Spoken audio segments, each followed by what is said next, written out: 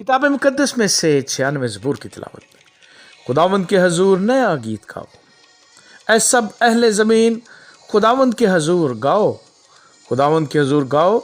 اس کے نام کو مبارک کہو، روز بروز اس کی نجات کی بشارت دو، قوموں میں اس کے جلال کا، سب لوگوں میں اس کے عجائب کا بیان کرو، کیونکہ خداوند بزرگ اور نہایت ستائش کے لائق ہے، وہ سب معبودوں سے زیادہ تعظیم کے لائق ہے، اس لیے کہ اور قوموں کے سب معبود محض بت ہیں، لیکن خداوند نے آسمانوں کو بنایا، عظمت اور جلال اس کے حضور میں ہے، قدرت اور جمال اس کے مقدس میں۔ اے قوموں کے قبیلوں، خداوند ہی کی تمجید و تعظیم کرو، خداوند کی ایسی تمجید کرو جو اس کے نام کے شایان ہے۔ ہدیہ لاؤ اور اس کی بارگاہوں میں آؤ،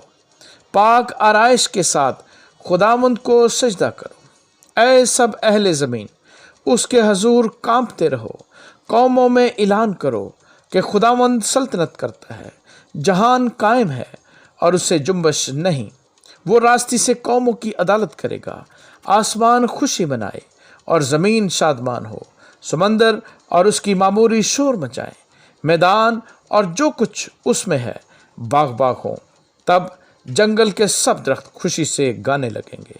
خداوند کے حضور، کیونکہ وہ آ رہا ہے، وہ زمین کی عدالت کرنے کو آ رہا ہے، وہ صداقت سے جہان کی اور اپنی سچائی سے قوموں کی عدالت کرے گا۔ آمین۔